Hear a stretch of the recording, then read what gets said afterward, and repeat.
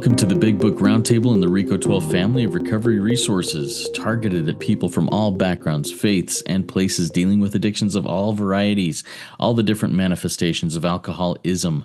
RICO 12 is also a resource for the loved ones of addicts. I'm Justin B., a child of an all-powerful and perfectly loving God and a multidisciplinary addict living in the miracle and miraculous recovery one day at a time, and I'm blessed to be the moderator of this roundtable. I'm joined by David G. and Nikki M.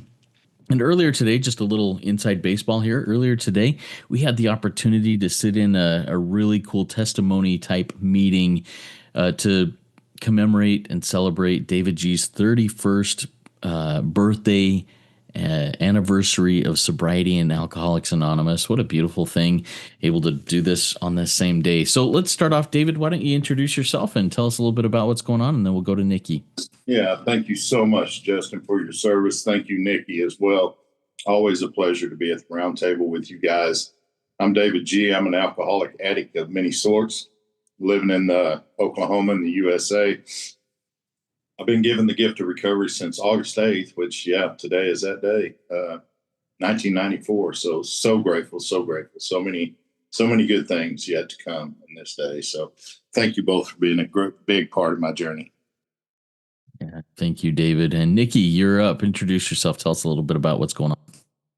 Hi, everybody. I'm Nikki M., and I'm a spearhead. And today I'm a starseed because I am just so high from David's celebration party that we just left. And just to hear testimonies around the world. David, it's a special day too. It's 8/8. And if you're in the starseed world, in the spirit world, it's a portal date. Like, just amazing things happen on this day, including your 31 years of sobriety. So I'm floating. I can only just say I'm floating. If you came to that meeting today and you're hearing us today, you know what I'm talking about. It was testimonies about how David G has let God use him to transform lives. I mean, let's get into this. Love it. And another great thing that happened on this date, my daughter was born 20 years ago today. And just love it. So today I'll be doing birthday stuff all day long. It's good stuff. All right. So everybody, let me just go into a little bit about what the Big Book Roundtable is. If you're new to us, we've now recorded, 100 episodes, a lot of episodes. And we're going line by line through the Big Book. We started on the title page, and we're moving all the way through the Big Book line by line. Today, we continue in our work in the chapter Working with Others, and we'll be reading from page 100. We'll just do a couple of paragraphs today, starting with the paragraph When Working with a Man and His Family. But get out your big book, your highlighter, your pen, paper, take notes, and take action on anything that as we go through this, you're like, that's something I need to apply into my recovery in my life. Take action on it, because knowledge means nothing if I'm not acting on it. All right, here we go. Let's jump into the reading. When working with a man and his family, you should take care not to participate in their quarrels. You may spoil your chance of being helpful if you do. But urge upon a man's family that he has been a very sick person and should be treated accordingly. You should warn against arousing resentment or jealousy. You should point out that his defects of character are not going to disappear overnight. Show them that he has entered upon a period of growth. Ask them to remember, when they are impatient, the blessed fact of his sobriety. If you have been successful in solving your own domestic problems, tell the newcomer's family how that was accomplished. In this way, you can set them on the right track without becoming critical of them. The story of how you and your wife settled your difficulties is worth any amount of criticism. So we're going to jump through these couple of paragraphs here. And I definitely have some stuff to share on this when we get to that, because this is something that is really important to me in my work with others. So let's start off with David, though. David, why don't you take us through those paragraphs and share a little of your experience strengthening? Yeah, absolutely, Justin. Again, thank you for your service, brother. And thank you to everybody in the listening audience and those that were able to come out earlier today. It's just been a great day. And this tops it off right here. It's just, I love getting into the Big Book of Alcoholics Anonymous. And this is such a powerful, powerful part of the book. And it's giving us some warnings here. It's saying, when working with a man and his family, which I don't do very often, I'll work with a man, sometimes with his family, depending on on the circumstance, but it says you should take care not to participate in their quarrels. Because the reason for me is no matter who is upset, they're in the wrong. And I had someone just recently that I'm working with from Canada, of all places, and where my sister over there is from. And they were saying, well, my father is being such an asshole to me. And that's not justified. Our program does not say anything about me having to put up with that. And I said, no, you're absolutely right. But what it does say is you don't have the right to have a lot of judgment. You don't have the right to have a lot of, stern voice with him. You do not have the right to do any of that. See, that's where you're in the wrong. What he did is not right. And you definitely do not have to put up with that behavior. But the attitude that you're coming with, that's far from what we practice here. So you need to learn a different way to talk to your dad. Hey, I see that you might be having a bad day. I can respect that, but I'm not going to listen to this. So have a good day. I'll talk to you later. That would have been the right way to handle it. So our book's saying the same thing right here. Don't participate in that quarrel. You don't have to do that. So, because if you do, you spoil your chance of being helpful. Nobody wants to accept help from somebody who is critical, who is judgmental. It doesn't matter if you were in the right on that, you're in the wrong if you're coming from it in that direction. So, but urge that he's been a very sick person, even in sobriety, probably more there than anywhere else if you're like me. And all those testimonies that you heard on there this morning, every one of them were sober for a long amount of time and was dying inside of the rooms until the message of the Big Book reached them. So, this is talking about when we're sober just as well as it is when we're drunk or whatever it is we do. So they should be treated accordingly. And for me, that's with compassion, not judgment, not anger, not hostility. And that used to be the very way that I would treat people, I would talk down to them instead of talking to them. And I try not to do that anymore. If I do that, I try to catch that very quick and turn from that because, again, no matter who's upset, they're the one in the wrong. It doesn't matter. So you should warn against arousing resentment, jealousy, because, see, here's the problem. This is the self right here. Everything that this is talking about is a result of these two things right here, resentment and jealousy. You should point out that his defects of character are not going to disappear overnight, especially when he doesn't even know what they are. A lot of people are sitting around and they're thinking this is wrong and this is wrong. But when we get into the self, when we begin to look at what has created this mess to begin with, it's pretty easy to let somebody off the hook if you're doing the deal. That's not going to disappear overnight. Even working through this book with them, it's going to take a little while. Notice how it says show them. It doesn't say tell them. It doesn't say it's shown that he's entered up on a period of growth and ask them to remember when they're impatient, the blessed fact of his sobriety, because without that, there's no chance for any of us anyway. So it says if you've been successful in solving your own domestic problems, tell the newcomer's family how that was accomplished. Now, if I haven't been, it's kind of hard for me to sit up here and try to give advice. I see and hear people do that all the time. That's not the right way to do it because you're telling me one way to live, but you're living another way. That doesn't quite work out for me. So in this way, you can set them on the right track because obviously you're on the right track if you're doing that without becoming critical of them. Remember page 67. We come at them with compassion. We come at them with a prayer. The story of how you and your wife settled your difficulties worth any amount of criticism. That's a very important sentence for me there because when I came to this different fellowships about 6 years ago, I had done severe damage to my wife and to a lot of women that were in my life at that time. I'd hurt them not only with words, I'd hurt them with actions, I'd hurt them with sex, I'd hurt them with so many things. And a lot of people, my wife's a very sweet woman. They always loved her. The only reason they ever shunned her is because they knew in order to get me out of the picture, they were going to have to leave her behind as well. And that hurt her. It really did because she really did nothing wrong there. But as time went on, and we began to heal as a result of me going through the process of this book, we started talking about these things. And she's like, David, I just don't know if I want that kind of criticism to come at me. And I understood that and I respected that. But I also said, let's go over here to page 100 and let's take a look at this. And I'm not trying to get out of this by any means, but I think if we tell them the truth, so many lives are going to be affected because of this, and a lot of healing will be able to take place. And by God, it did. I mean, you heard it there today. You heard it there this morning of how many people's life was transformed by me coming forward and telling the truth about that stuff.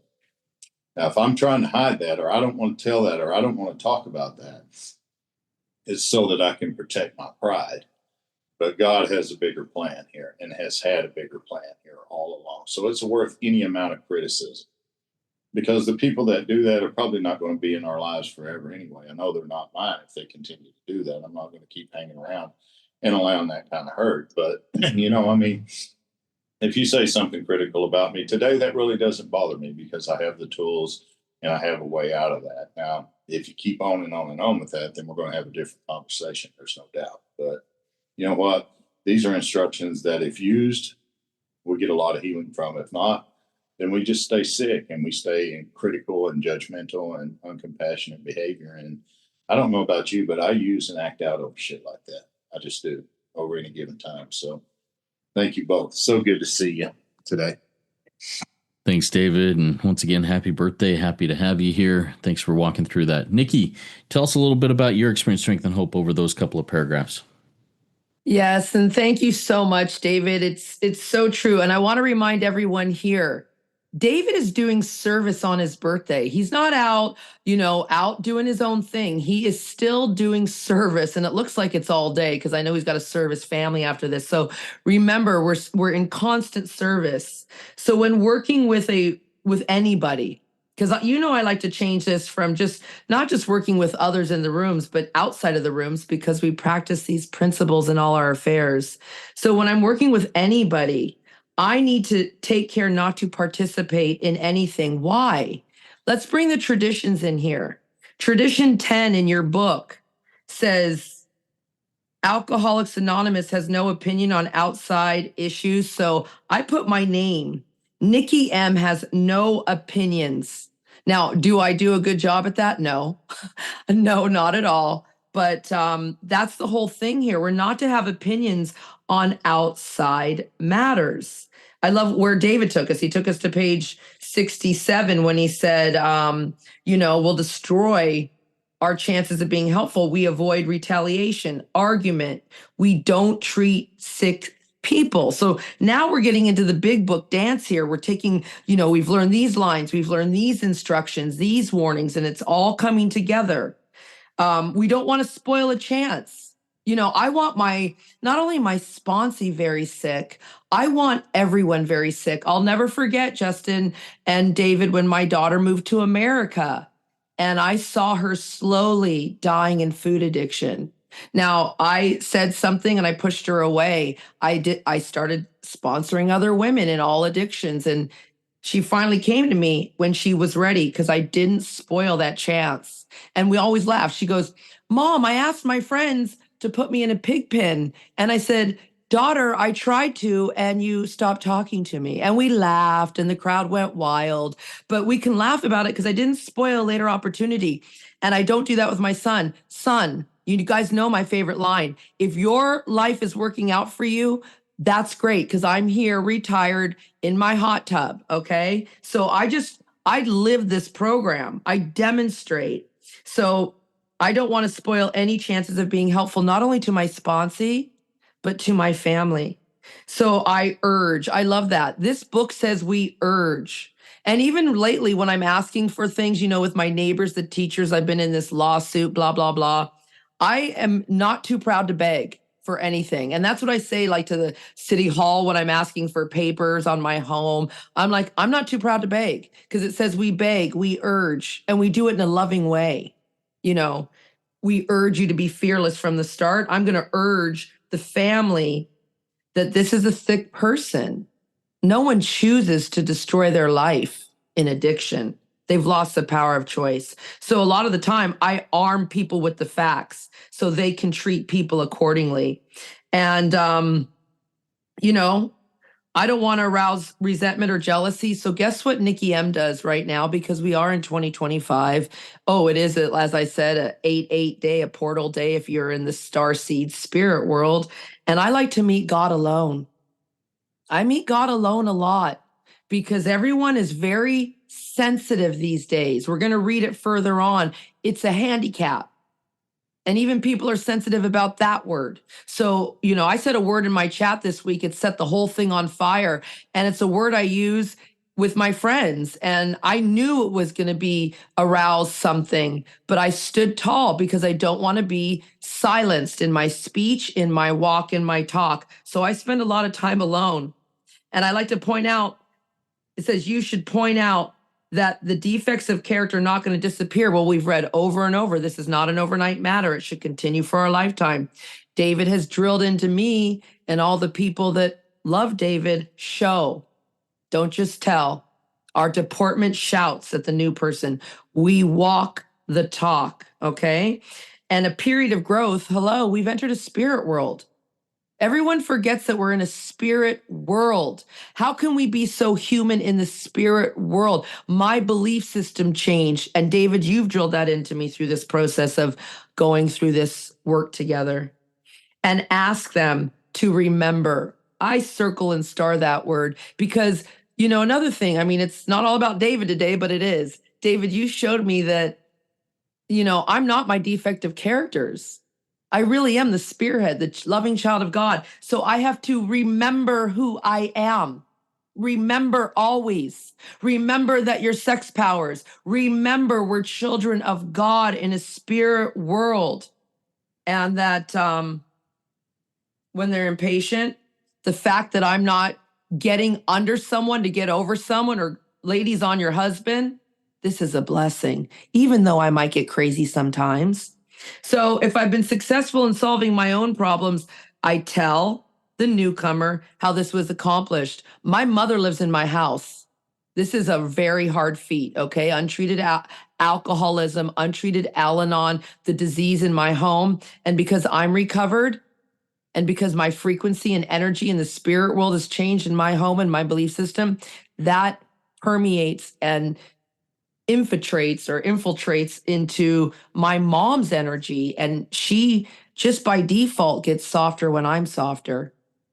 When she comes to me and goes, I'm worried about money. And I said, Mom, where did that get you? 2 dead husbands. Let's get back into the spirit world. Money's not real. We have a hot tub and I have no job. And then she snaps out of it real quick. And I tell them how this was accomplished by working the steps every day. I don't take a day off. I walk and live this program or I won't make it. So I can set people on track without being critical of them, because page 89 tells us very clearly our only job is to cooperate, never criticize, to be helpful is our only aim. So I don't have a wife and I don't have a husband, but my mom and my daughter, man, they're my biggest fans.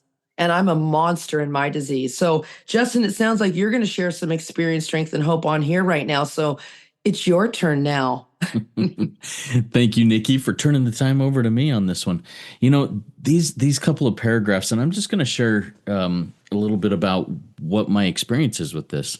I've shared this many times before in many different places. My wife has been in the rooms of recovery 8 years longer than me due to my addiction. She entered the Anon rooms 8 years before I was willing to set foot into one of these rooms, because I'm proud I can do this on my own. And she got healing and is in a very powerful place. And one of the cool things about our recovery in our home is that my wife has given me carte blanche. She says, if you're talking with a guy who is dying in sex addiction and whose wife is, lost and has no idea what to do, you can share my phone number with that person and invite them to have their wife reach out to me, and I will talk to her. And this is something that we have. My wife is the one who talks to the wife of other sex addicts. I don't talk to their spouse. That's a bridge I have burned, and I'm okay with that now. But the fact that someone who is recovered can also do that is a miracle in our lives. And I'm able and willing to talk to the husband of somebody who is dying in, well, in whatever sex addiction is there also. And we are able and willing to share that with each other. Now, I understand that not everybody is in that place. And I think I want to offer an invitation out there. If you are somebody who is an addict of whatever kind, and your spouse is not on board, is saying, hey, that's your problem, it's not mine, I don't want anything to do with it, I don't want to hear anything about it, just clean up and stop doing what you're doing and straighten up so we can have a life together. I invite you to pray for your spouse, to have a softening of heart, and to pray for yourself also, so that your deportment shouts that what you are doing is changing your life, and your spouse will want to have part of that, and have them get involved when they're ready. Don't force it on them. When they're ready, attraction, not promotion. Share with them what they can do to get what you have, and let them go for it. It really fixes, it really repairs a lot of the things in the home. Now, what I love about it is when my wife talks to the spouse of another, she never says, oh, my husband's perfect. In fact, she'll throw me under the bus in a lot of cases, that we are still not perfect in our relationship. There's still a lot of things that we are working on, but she shares hope. She shares that, hey, this can happen. Recovery can happen, healing can happen, forgiveness can happen, moving forward can happen, and it shares hope with those other women. So that's kind of my experience with this. And I before I move on to any questions that I may have for either one of you, David, do you have any thoughts on that or any further insights on this? Yeah, I love your sharing your experience and how you talked about your wife there. That's the same thing that has happened with mine. Although she's in the background a lot, she just celebrated 27 years of sobriety and recovery. Now, she would have had as many as me, but at 8 years, she ended up going back out and being in the rooms. Such a powerful story, but she just doesn't tell it. She's more of the one who lives it on my end. And everybody is trying to get her to come speak at conferences and on Zoom, and she doesn't do that much, but she's always willing to talk with the wife of people who have been beat down by sex addiction from people like you and me. And I just think it's a tremendous thing. I think there is strength in that, although she's not out here in the front like a lot of us are. I think there's so much strength in that. And, there again, like we read there today, no matter who's upset, they're the ones in the wrong. So, we have the tools to overcome that. We have the tools to help you, to help your wife, to help your family. When you become willing to do that, God will put those people in your life. So I love your story, your experience about your wife and her being willing to do that. It's the same with mine. So thank you, bud. Thank you, David. And yeah, my wife is very similar. She has been a guest on Rico 12, but she did not identify as my wife when we did that. She didn't want to be that way. It was like, we're just going to have a conversation as if I'm a regular guest, and I'm good with that. Nikki, I want to ask you a question. Now, you always say, I don't have a husband, and I love the way you say that. Talk to me a little bit about your family. You talked about your mom, you talked about your daughter, your son, you talk about those things, but talk about the importance of recognizing the period of growth in self and in families and how that works in this context that we're talking about here. Well, and thank you both for sharing so intimately and deep about your personal life, because people won't share about that. And I know that's why people like me, because I've brought Mr. Luxembourg. If you've been on my Rico 12 journey since day one of my first podcast with you, Justin, I've been on this 6-year journey with Mr. Luxembourg, and we're still, long distance isn't easy, but he's come on my meetings and prayed us out in every language, and he speaks 7 languages. My daughter's come on to a meeting and given a testimony about how I changed. It was on a Valentine's Day meeting. Actually, we recorded that and you posted that on the podcast. I sometimes will drag my phone to my mom's bedroom when people are not seeing this way of life. And I will sit with my mom and say, Mom, what happens when you sign and co-sign people? What happened to your husband? And she will look at the camera and say, you do not want to enable people. You do not want to do that, because her husband took a pistol and killed himself right in front of her. And I'm lucky my mom's alive. So when I hear your wife go into the rooms of Al-Anon, I want to say that S-Anon, any of the Anons, go into AA if you're in a small town and tell them you have a seat there. Get armed with the facts about this disease, because my family knows what I do. See, they know I'm, you guys know me. I'm not shy about my recovery. I don't have anonymous in my life. Everyone in my family knows what I do. I am a soul surgeon. I am a sponsor. I am a spearhead. I live for this power, and I don't shrink anymore. At first I did, but then I remember that I tapped power. And so I bring my family into all of this. Now, whether they not want to participate, no, they don't. And guess what? Those relationships slowly fall away. And then God gives me brothers like you, because my brothers, they don't want anything to do with this. And that's okay. And I love them, and they have their own life. But then God fills that hole with two brothers. Wow. I love so much. So it is true that God will do for you what you can never do for yourself. But we have to be radically honest. And Al-Anons, please, some of you can't even let anyone know you're in the room, because your husband might do something to you if he knew. So just keep continuing your journey with God, because there is hope. I love you. We love you too, Nikki. Yeah, I think we're gonna wrap this one up here with these powerful shares. I want to reiterate, there is power in prayer. If you are one of those Al-Anons that Nikki referred to that is afraid to say anything because they're afraid of their husband, pray that your husband's heart be changed. If you're somebody whose wife just says this is your problem and not mine, pray for your wife that her heart may be changed. Pray for yourself that you can actually live the principles and practice and apply these principles in all your affairs, because it isn't until you have that change, until your spouse sees the change in you, that they're going to be willing to do it. That's why I finally entered the rooms after 8 years of my wife. I was like, man, there is something happening in her, and I don't want her to leave me behind in this, and I want what she has. And I finally was humbled to the point where I was like, okay, how do I get this? And miracles, guys. Prayer works. Even if it takes 8 years, it's worth it. And so are you. Keep coming back, everybody. You are absolutely worth the effort it takes.